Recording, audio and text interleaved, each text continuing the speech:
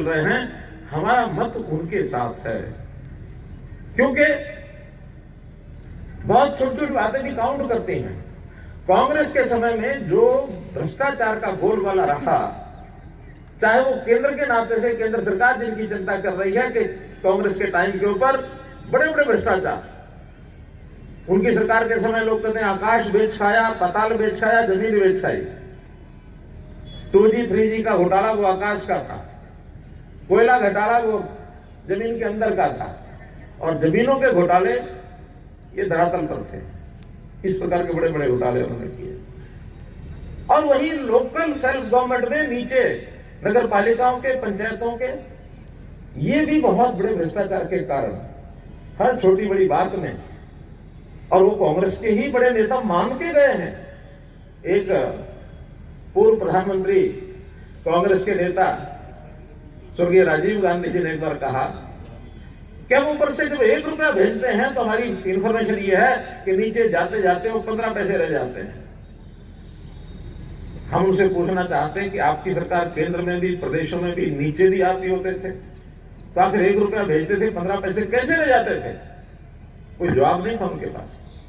आज हमने उन चीजों की चेकिंग की है, उसके ऊपर लगाम लगाई है, और हमने केंद्र हो चाहे प्रदेश हो चाहे स्थानीय निकाय हो, भ्रष्टाचार को कैसे खत्म करने का लक्ष्य है। लेकिन मेरा दावा नहीं कि सब खत्म हो गया, कम जरूर हो गया है, और हमने उसके लिए टेक्नोलॉजी का सहयोग लिया है। आज पैसा ऊपर से अगर भेजा जाता तो किसी के हाथ में हम चेक नहीं पकड़ाते, कैश नहीं पकड़ाते। ओल्ड एज पेंशन सब कैश में बढ़ती थी पहले, हमारे सरपंच, हमारे पार्षद ये बांटा करते थे। 4-6 लोग जिनकी मृत्यु हो जाती थी, उनके कैश उनका वहां से तो ले आते थे, मृत्यु हो गई, बुजुर्ग के पास पहुंचते नहीं, जो जेब में डाल करके खाना पूर्ति करते थे। ये हमने अपनी आंखों देखा है। लेकिन आज हर किसी के खाते में डायरेक्ट डीबीटी वहां से आती है, चाहे वो पेंशन हो, चाहे वो राशन का पैसा हो। बहुत जगह पर यहाँ तो राशन मिलता है, कुछ जगह पर अब राशन की सब्सिडी मिलती है। यहाँ गैस की सब्सिडी मिलने लग गई है, गैस की सब्सिडी हमारे खाते में आती है। किसानों को जो पैसा आता है उनके खाते में जाता है।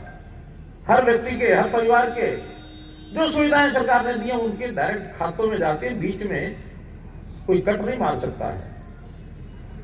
आज टेंडर भी होते हैं तो ई टेंडर होते हैं। गांव में भी हमने ई पंचायतें खड़ी कर दी हैं, नगरों में, नगर पालिकाओं में भी हमने ई पंचायत, ई टेंडरिंग शुरू कर दी है, ताकि ट्रांसपेरेंट, पारदर्शी तरीका हो।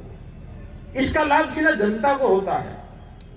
एक काम पहले 15 यानी 100 रुपए की बजाय 15 रुपए में होता था, आज उस 100 रुपए में 6 गुना काम हो जाता है, 6.5 गुना, 7 गुना। तो इसलिए उसी पैसे से 7 गुना काम होता है, जिसमें से पैसे की बचत होती, काम ज्यादा होता है। आज विकास के नाते से किसी भी इकाई में कोई कमी नहीं है। हमारे नीचे की इकाइयों पे, चाहे वो पंच सरपंच हो, चाहे नगर पालिकाओं के हो, के ये सरकार पैसा कहां से ला रही है? इतना पैसा भेज देती है। अभी जिला परिषदों का पिछले 1 महीने पहले 7 करोड़ से 20 करोड़ रुपए अलग अलग जिला परिषदों को चला गया। नगर पालिकाओं में भी कम नहीं आता है। हमारी रेवाड़ी नगर पालिका में भी पिछले साल के अंदर जो काम हुए हैं, जो मुझे बताया गया है, जिसके अंदर यानी 138 करोड़ रुपए का काम पिछले 3-4 साल के अंदर हुआ है, अर्थात 25-25 करोड़ रुपए का काम एक नगर परिषद में हुआ है। आज भी जो काम हो रहे हैं हमारे, जिसके अंदर यानी यहाँ 11 एकड़ के ऊपर बायोडिग्रेशन, जो हमारा कूड़े का बायोडिग्रेशन का सेंटर बनना है, वो 4 करोड़ रुपए लेकर के बनना है, लग करके। हमारी स्ट्रीट लाइट के ऊपर 4 करोड़ रुपए का खर्च आया है। हमारे यहाँ सौंदर्यीकरण के 10 करोड़ के काम चल रहे हैं। इसी प्रकार हमारी अमृत योजना में सीवरेज का जो काम है, 18 शहरों में अमृत योजना का केंद्र से पैसा आया है। उन 18 शहरों में एक रेवाड़ी है, 68 करोड़ रुपया अमृत योजना का यहाँ आया है, इस रेवाड़ी शहर के अंदर। और सीवरेज का ये काम बिछा, यानी पाइप, पानी पीने की पाइप, पीने के पानी की लाइनें बिछाने का काम ये करवाया जा रहा है। अब मेरे पास लिखा हुआ है, आप गवाह हो सकते हैं, ये हो रहा कहीं काम क्या नहीं हो रहा है? पानी की पाइप पीने की बिछाई जा रही है, कुछ कहीं हो रहा है, कहीं नहीं हो रहा है। ठीक है, सारे शहर में एक साथ नहीं हो सकता। जहां हो रहा वह हो रहा है, जहां नहीं हो रहा उसको, अभी तो चल रहा है काम। बजट इसका 68 करोड़ रुपए का ये आ चुका है। इसलिए इन सब कामों के ऊपर 14 में हाँ, आ गई है बहन। अच्छा, फिर 15 में समर्थित कैंडिडेट हैं श्री सचिन सैनी, आए हैं, हाँ उधर खड़े हैं। 18 में पुष्पा मुदगिल आ गई है। अरे ताली बजा दो सब इनके, आप अभिनंदन ही आपको कर रहे हैं, आप इनका अभिनंदन स्वीकार भी करो। निहाल सिंह जी वार्ड नंबर 19, बहुत बढ़िया। 21 में राजेंद्र सिंगल जी, वाह राजेंद्र जी।